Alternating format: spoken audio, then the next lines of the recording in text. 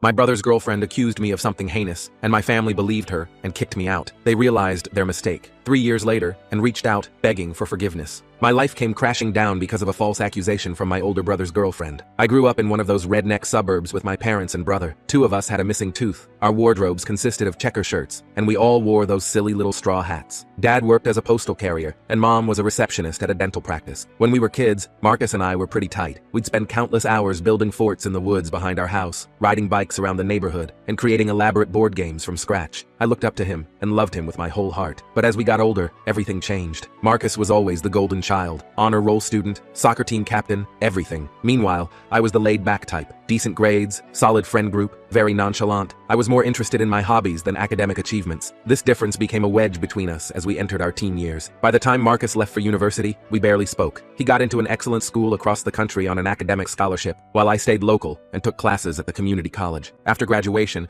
Marcus moved to a major city and landed a job at a prestigious tech company. He'd come home for holidays and occasional weekends, always boasting about his exciting urban life and impressive career trajectory. I couldn't help feeling inadequate by comparison. I was still living with our parents, working part-time at a local electronics store, and trying to figure out my next move. Despite our differences, I thought Marcus and I were okay. I had no idea how quickly everything would fall apart. 3 years ago, Marcus got engaged to his girlfriend, Sarah, 33F. They'd been together for 2 years, and everyone was thrilled. Sarah was a pharmaceutical rep from a well-off family, and my parents absolutely adored her. She wore a beautiful platinum bracelet with her grandmother's diamonds that had been passed down through generations. Marcus was so proud when he gave it to her, and she couldn't stop showing it off. The engagement party was a huge event at my parents' house. It felt like half the town was there celebrating. I remember feeling somewhat out of place. I stuck close to my few high school buddies who still lived locally, feeling more comfortable with them than with Marcus's sophisticated crowd. About a month after the engagement, everything went to hell. It was a Thursday evening, and I had the day off work. I was in my room playing on my gaming console, enjoying having the house to myself. Marcus was visiting for a few days, taking some vacation time to start planning the wedding with Sarah and our mother. I heard Marcus and Sarah return from a lunch outing with Mom. They were chatting and laughing downstairs. I didn't think much of it. Suddenly, Sarah started screaming at the top of her lungs. I rushed downstairs to see what was happening, and suddenly Marcus was accusing me of stealing her bracelet. Apparently, she had taken it off while washing her hands and left it on the bathroom sink. When she went back to get it, it was gone. I was completely shocked and immediately denied taking it, but Marcus wouldn't listen. He kept shouting that I was the only other person in the house, so it had to be me. He said I was always jealous of his success and probably wanted to pawn the bracelet so I could finally move out and do something with my life. Our parents arrived home during this chaos, and Marcus told them his version of events. I don't even know why I was surprised when they believed him without question. My mother's face turned completely swollen from crying so hard. My father just looked at me with pure disappointment. They started searching my room, turning everything upside down, and that's when they found it. Not the bracelet, but the cash I'd been saving from my paychecks. It wasn't much, maybe $800, but still, Marcus jumped on it. He claimed I must have already sold the bracelet and that's where the money came from. I tried explaining that I'd been saving up for months because I was thinking about taking some certification courses at the tech school, but nobody was listening to me. The next few days were absolute hell. My parents and Marcus kept pressuring me to confess and return the bracelet. They threatened to call the police if I didn't come clean. I was terrified and completely alone. And after a week of constant accusations and threats, my parents made a decision that changed everything. And in that moment, I regretted everything I had ever done. They told me I had to leave. They said they couldn't trust me anymore and that I was bringing shame to the family. They gave me 48 hours to pack my things and get out. I was devastated. I had nowhere to go and no idea what to do. My childhood friend Jake, 32 million, who had recently moved back to town after finishing his degree in another state, offered to let me crash on his sofa for a while, but I knew it couldn't be a long-term solution. His apartment was tiny, and he was just getting established himself. I packed what I could into my backpack and a duffel bag, clothes, some personal items, my laptop, and a few mementos from happier times. As I was leaving, I caught Marcus watching me from the kitchen window. For a second, I thought I saw doubt in his eyes, but he quickly turned away. Walking out of that house, the only home I'd ever known, was the hardest thing I've ever done. I felt betrayed and abandoned by the people who were supposed to love me unconditionally. The worst part was that I was completely innocent. For the next couple of months, I bounced between Jake's couch and cheap motels when I could afford them. I took whatever work I could find to make ends meet, washing dishes, stocking shelves, landscaping gigs. It was rough, but I was determined to survive and prove my innocence somehow. Eventually, I landed a steady job at a distribution center on the edge of town. The work was physically demanding, and the hours were long, but the pay was consistent. It wasn't great money, but it allowed me to rent a small room in a shared house with some other guys from the warehouse. I slowly started rebuilding my life, but the pain of what happened never went away. I'd lie awake at night, replaying the events in my head, and wondering how things had gone so wrong. How could my family turn on me so quickly? How could Marcus, who grew up with me and knew me better than anyone, believe I would do something like that? I cut all contact with my family. They tried reaching out several times in the beginning. My mother would leave emotional voicemails begging me to come home and make things right. My father sent a few terse text messages saying we needed to talk. Sarah even showed up at the distribution center once, but I refused to see her. I couldn't bear to talk to any of them after what they'd done. They weren't my family anymore. For 3 years, this was my life. I made new friends at work and in my shared house. We'd hang out after shifts, grab beers, and watch sports. It wasn't the life I had imagined for myself, but it was mine, and I had built it from nothing. I worked hard and eventually got promoted to team lead at the distribution center. I started taking online courses in supply chain management. I was slowly figuring out what I wanted to do with my life, but there was always a part of me that was angry and hurt by what had happened. I missed my old life and family, but I couldn't forgive them for not believing in me. Every holiday season was difficult. Seeing families shopping together or hearing Christmas music would trigger a deep sadness for what I'd lost. Then last week, I received an unexpected text from my father. It simply said, "We need to talk. It's about the bracelet." At first, I was inclined to ignore it, just like all their previous attempts to contact me. But something made me pause. Maybe it was curiosity, or maybe a small part of me still wanted closure. After debating with myself for hours, I decided to hear them out. I called my father, and what he told me left me stunned. The bracelet had been found. Sarah had accidentally knocked it into the sink drain while washing her hands. They only discovered this a few days ago when the plumbing started backing up, and they called a plumber to check it out. My father said Sarah was devastated when she realized what had happened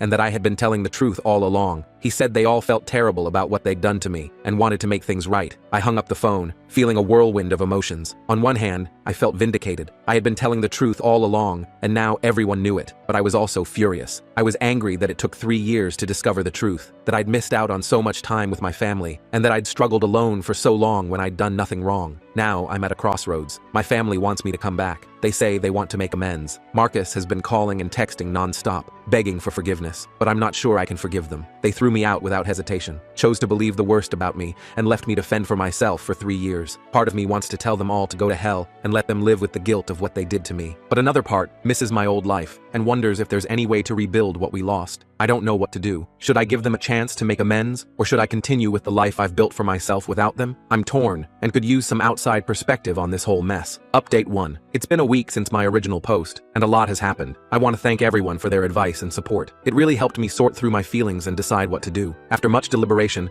I decided to meet with my family. I felt I owed it to myself to face them and get some closure, even if I wasn't sure about reconciliation. We agreed to meet at a neutral location, a small coffee shop in a neighboring town. I chose it because it was far enough from our hometown that we wouldn't run into anyone we knew, but close enough that everyone could get there easily. I was incredibly nervous on the day of the meeting. I hadn't seen my family in 3 years, and I wasn't sure what to expect. I got to the coffee shop early and picked a table in the corner where we could have some privacy. When they walked in, it hit me like a punch to the gut. Seeing them after 3 years was intense. My mom burst into tears the moment she saw me. She looked older than I remembered, with more gray in her hair and lines around her eyes. My dad looked worn and tired, his shoulders slumped like he was carrying a heavy weight. Marcus couldn't look me in the eye at first. He seemed smaller somehow, less confident than the brother I remembered. We sat down, and for a while, nobody knew what to say. Then they all started talking at once, apologies tumbling out. My parents said they had failed me as parents by not trusting me and kicking me out. They admitted they had regretted their decision every day since, but pride and shame had kept them from reaching out sooner. My father, who had always been a man of few words, talked for what seemed like hours about how he had replayed those days in his mind, trying to understand how he could have been so blind. He said he had always prided himself on being fair and just, but emotion had clouded his judgment when it mattered most. My mother, through tears, told me how she had kept my room exactly as I had left it, hoping that someday I would return. She said she would wake up in the middle of the night thinking she heard me coming home, only to remember what had happened. Marcus broke down crying, saying he would never forgive himself for accusing me and destroying our relationship. He mentioned how he had always admired me when we were kids, despite being the older one. He admitted he had been so caught up in his own life and problems that he lost sight of what really mattered. As they talked, memories of our childhood came flooding back. I remembered how Marcus stood up for me when I was picked on in elementary school. I thought about all the times we had laughed together, shared secrets, and been there for each other during tough times. It made the betrayal hurt even more, but it also reminded me of the good times we'd had. I listened to everything they said, but I couldn't bring myself to forgive them just yet. The pain and resentment from the past 3 years were still too raw. I told them I needed time to process everything. They seemed to understand and didn't push for more. My mom wanted to hug me before we left, but I stepped back. I wasn't ready for that kind of closeness yet. The hurt look on her face almost made me change my mind, but I held firm. I needed to protect myself emotionally. After the meeting, I went back to my apartment and really thought about what I wanted. Did I want to go back to my old life? Could I ever trust them again? Was it worth trying to repair our relationship?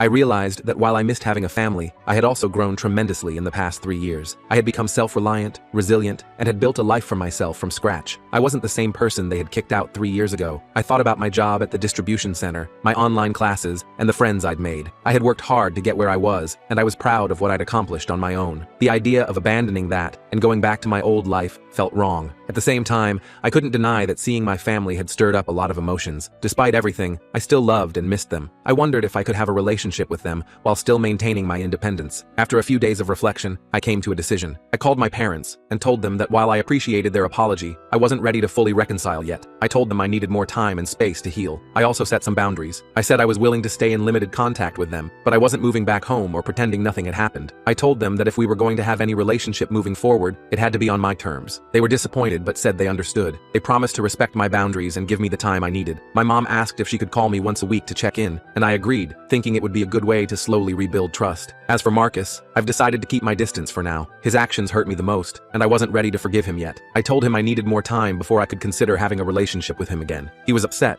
but said he understood and would wait until I was ready. It's been an emotional week, with many ups and downs. I've had moments where I've questioned my decision, wondering if I'm being too harsh or if I'm missing an opportunity to reconnect with my family. But then I remember how quickly they turned on me, and I know I'm doing the right thing by taking it slow. I've also started looking into therapy options. Many of you suggested it in the comments, and I think it would be helpful to have a professional to talk to as I navigate this complicated situation. I've never been to therapy before, so I'm a bit nervous, but I think it could be beneficial. For now, my main focus is on my job and my classes. I have a big project coming up at work, and I'm determined not to let all this family drama distract me from my goals. I'm also considering moving to a better apartment. I've been saving up, and I think I'm ready for a place of my own without roommates. Thank you again for all your support. It's comforting to know there are people out there who understand and care, even if we've never met. I'll update if anything significant changes. Update 2. It's been about a month since my last update, and I wanted to share some developments. I've been sticking to the boundaries I set with my family. We've had a few phone calls and text exchanges, but nothing too intense. It's been, okay, awkward at times, but not as painful as I expected. My parents have mostly respected my wishes. They check in occasionally, but don't push for more than I'm willing to give. I can tell they're trying hard to rebuild trust, but it's a slow process. My mom calls once a week, as we agreed. These calls were strained at first, with lots of awkward silences, but they're getting easier. We usually talk about neutral topics like her work at the dental office, the weather, and my online classes. It's not much, but it's a start. My dad has been sending me short text messages, usually just to check in or share something he thinks I might find interesting. Last week, he sent me an article about a new tech company opening in our hometown. It was a small gesture, but it reminded me of how he used to clip newspaper articles for me when I was younger. Marcus has struggled with the boundary I've put between us. He's sent several long, emotional texts apologizing and begging for a chance to make things right. I've responded briefly, just telling him I still need more time. It's difficult, but I'm holding firm on this. I know he's hurting, but I'm not ready to deal with his emotions on top of my own. The big news is that I've started therapy. I found a counselor who specializes in family trauma, and we've had a few sessions so far. It's been tough digging up all the pain from the past, but I think it's helping. My therapist is helping me work through my anger and trust issues and giving me strategies for setting healthy boundaries. In our last session, we discussed how the bracelet incident was about more than just the accusation, but also years of feeling like I didn't measure up to Marcus's achievements. It's made me realize there were problems in our family dynamic long before the bracelet incident, and healing will require addressing those too. One unexpected outcome of all this is that I've gotten closer to my friends, especially Jake. They've been incredibly supportive throughout this whole ordeal. Jake even offered to come with me to any future family meetings for moral support. It's taught me that family isn't just about blood, it's about who stands by you when things get tough. Work has been a welcome distraction. I've thrown myself into my job and even received a small promotion. I'm now overseeing inventory management for my shift, which means more responsibility and a slight pay increase. It's nice to have something positive to focus on. As for my living situation,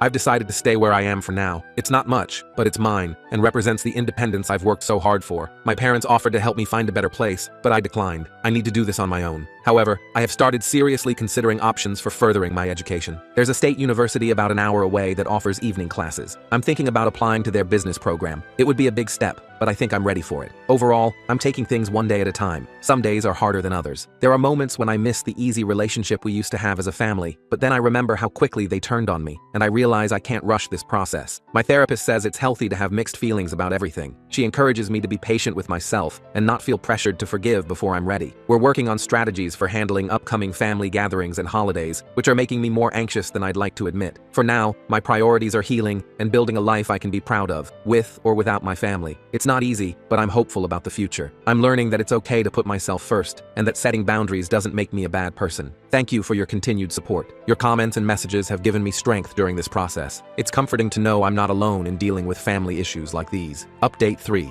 It's been 6 months since my original post, so I thought it was time for a final update. A lot has changed in the past few months. The biggest news is that I've decided to relocate to a different state for a new job opportunity. It's a significant step up in my career, and I'm excited about the new challenges. The position is with a logistics company, and the work is similar to what I did at the distribution center, but on a much larger scale. It's a management role, which I've been working toward for a while. The salary is substantially better than what I was making before, and it comes with benefits like health insurance and a 401k plan. Before making this decision, I had a long talk with my therapist. We discussed how this move will affect my healing process and my relationship with my family. Ultimately, we agreed that this could be a positive thing for me, an opportunity to truly stand on my own 2 feet and define myself outside of the family drama. I told my parents about the move last week. They were surprised and disappointed, but expressed their support. My mom cried a bit, saying she had hoped we'd have more time to repair our relationship before I left. My dad was more stoic, but I could tell he was sad too. They were both worried about me being alone in a new place, but I assured them I would be fine. Marcus took it the hardest. After I told him, he showed up unannounced at my apartment, pleading with me not to go. He admitted that he felt like he was losing me all over again. It was a difficult conversation, but I stood my ground. I told him this was something I needed to do for myself, and that our relationship wasn't in a place where his opinion could influence my decision. Our relationship is better, but not perfect. We've had a few family dinners over the past few months. They've been awkward and tense at times, but we're slowly learning how to be around each other again. Trust is still a major issue. I sometimes question their motives, wondering if they truly mean what they say, or if they're just trying to ease their guilt. My therapist has been crucial throughout this process. She's helped me navigate my feelings and set boundaries. She's emphasized that forgiveness doesn't mean forgetting or pretending the hurt never happened. It's about releasing my anger so I can find peace. I've taken that to heart. While I don't think I'll ever forget what happened, I'm trying to forgive my family, not for their sake, but for mine. It was exhausting carrying around all that anger and bitterness, and I'm ready to let it go. As I prepare for this move, I've been reflecting on everything that's happened. 3 years ago, I thought my life was over. I had lost everything and everyone I cared about. But now I see how much I've gained from that experience. I'm stronger, more independent, and have a better understanding of my own worth than I ever had before. I don't know what the future holds for me and my family. We plan to stay in touch after I move, with weekly phone calls and visits during holidays. It's a start. Maybe with time and distance, we can build something new. For now, my focus is on the future. I'm excited about my new job, the new city, and the possibilities that await me. I've started looking at apartments online and researching the area where I'll be living. It's a mix of nervousness and excitement, but mostly I'm looking forward to this next chapter in my life. Whatever happens with my family, I know I'll be okay. I've proven to myself that I can handle whatever life throws at me, and I've learned the importance of surrounding myself with people who believe in and support me, whether they're related to me or not.